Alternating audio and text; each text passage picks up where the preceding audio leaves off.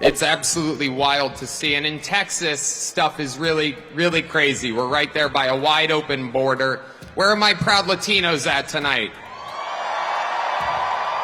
You guys see what I mean? It's wide open. There's so many of them. It's absolutely incredible. Believe it or not, people, I welcome migrants to the United States of America with open arms. And by open arms, I mean like this. It's wild. And these Latinos, they love making babies too. Just know that. They do. They do. There's no pulling out. They don't do that. They come inside, just like they did to our country. Republicans are the party with a good sense of humor. Tony Hinchcliffe, a hard right comedian, nearly helped Donald Trump lose the election because of his stand-up performance at a rally in New York City. I think a lot of people give Tony Hinchcliffe guff for opening at a Trump rally. I'll tell you, my big issue is I judge him for bombing at a Trump rally. That's like me bombing at a Tony Awards watch party. A lot of people are saying that Tony Hinchcliffe is gay. I know Tony isn't gay because he is neither funny nor interesting. Just so you know, we got a lot of Tony jokes. We have more than he's ever written, actually. I mean, but look, everyone's seen Kill Tony, but nobody has ever seen Tony kill. Tony Hinchcliffe impressively had the worst Netflix special I've ever seen since the last Tony Hinchcliffe special. Kill Tony is giving a lot of opportunities to physically disabled comedians who want mentally disabled fans. You know who couldn't resist? Fellow comics Jurden and Gianmarco Soresi. Trump's good for material, but he's bad for the culture of comedy. How so? People get way more touchy because all the race and transphobia and homophobia that gets ramped up big time. Right. So then people actually get sensitive. I wonder if that's going to ramp up again or if that's run its cycle. That worked tremendously. Yeah. Yeah. They're going to run that playbook again for sure. They'd also rip this guy, Shane Gillis. Shane Gillis, or as the industry calls him, SNL's last success story. Shane always gets lumped in with the Kill Tony guys and Joe Rogan, but he has a lot more taste about which Trump rallies he attends. Shane is the one comedian I actually believe was at the White House just for the UFC fight. I don't know if you guys saw, Shane made some major headlines last week for selling 76,212 tickets for his comedy show at the Eagles Stadium in Philadelphia. And if you do the math, 76,000 tickets times $80 a pop, that comes out to more than $6 million in missed child support. Yeah, the Guinness World Records recorded it as the largest cross burning in the world. Good. It's about time Canada got some smoke from America.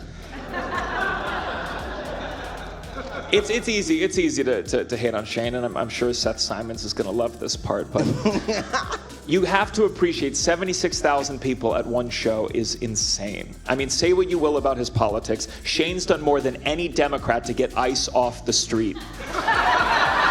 Solid stuff all around here, too. Well, Jimmy Kimmel was fired because he had bad ratings more than anything else, and he said a horrible thing about a great gentleman known as Charlie Kirk. And Jimmy Kimmel is not a talented person. He had very bad ratings, and they should have fired him a long time ago. So, you can call that free speech or not.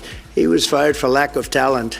And on this very subject, we shouldn't go too hard on late night shows because Trump already has. That's right. Donald Trump got Stephen Colbert taken off the air, which so many of us had already done by the power of our remote controls. But hey, Jimmy Kimmel survived. Jimmy Kimmel survived, but so what? Kimmel cried more over Charlie Kirk than Erica did. Yeah, more liquid came out of his eyes than Charlie's neck. Oh, okay, that's okay. Jesus Christ. Okay, all right. Who put that one in? I personally love that Jimmy Kimmel and Adam Carolla are still friends, because sometimes you need to put politics aside and come together over your mutual love of money. Where the Trump administration is going after late night hosts like Jimmy Kimmel, Seth Meyers, and Stephen Colbert, well, they'd see it far differently than most. What bothers me about the critiques I get is that they don't acknowledge the points I myself made. Fair enough. This fool, Bill Maher, would also get roasted by the comics. There's a podcast literally hosted by a goblin, and his name is Bill Maher. Bill Maher won the Mark Twain Prize for American Humor. Well deserved. Very well deserved, because Bill Maher goes after both sides. He'll suck Trump's and eat his. Hey, at least when Mark Twain said the N-word, it was funny. Bill Maher. I know we joke, but Bill Maher has done a lot for the black community, specifically the black female sex worker community. So, All valid, all fair, all hilarious. Lastly, Heard you got deported, dude.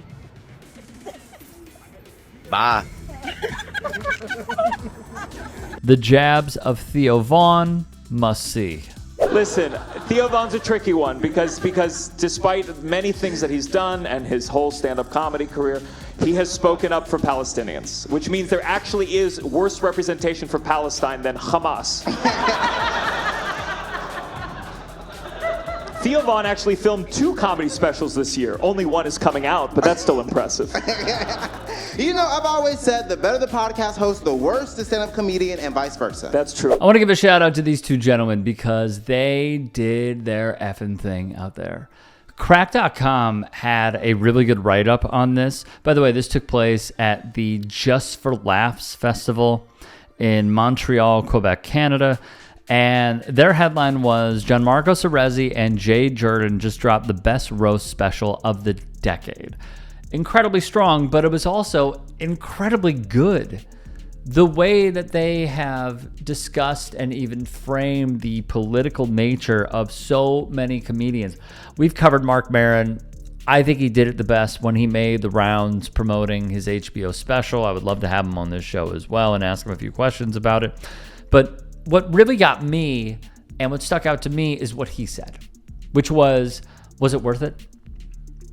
Just so you could say the R word again and maybe the F slur again? Is that it? And for a lot of them, yes. Yes, it is worth it. For Tony Hinchcliffe, never been bigger. Never been bigger. He has performed now at so many different venues, so many different places. And I have even said, before I get to that, he performed, and this is how intertwined it is, at, I believe, SummerSlam and or a big WWE event. Why? Because he has a direct connection to the WWE through Triple H because of his relationship with this administration, with the Trump administration. If they were to lose, he would 1000% get the blame for that failure of a comedic set at Madison Square Garden, which by many stretches of the imagination was practically a Nazi rally. That is where he performed. And then he goes and does the roast of Kevin Hart, which was tasteless and classless. And yet somehow he keeps getting these invites. He keeps getting them. It's incredible. It's incredible. And if you watch any of, and you shouldn't, any of his appearance on Club Random, he couldn't even think of jokes, which shows me they know a few things about this guy, that he probably doesn't write a lot of his own jokes. I believe it was Elephant Graveyard who did a really great video on how Tony Hinchcliffe is not only not writing his own jokes, but he is a prolific joke stealer. And yes, people are going to borrow from other people, but it was so blatant, the examples they dug up to prove that this man is about as inauthentic as they could possibly be. Jurden and Gianmarco Soresi, I think, are both fantastic. They've been doing great work for many, many years now on my independent channel. I even interviewed Gianmarco Soresi. You can go check that out as well. But overall, just fantastic. It was great. Hey, I appreciate you watching. Now, if you can, please do become a channel member by going to youtube.com/TYTsports and clicking the join button. If that's too much for you, you can just go to tyt.com/join to become a member. It helps all of us out here at the Young Turks and keeps our network afloat. In addition, you could follow me on my socials on Twitter, Instagram, and TikTok. Appreciate the love. Have a great day.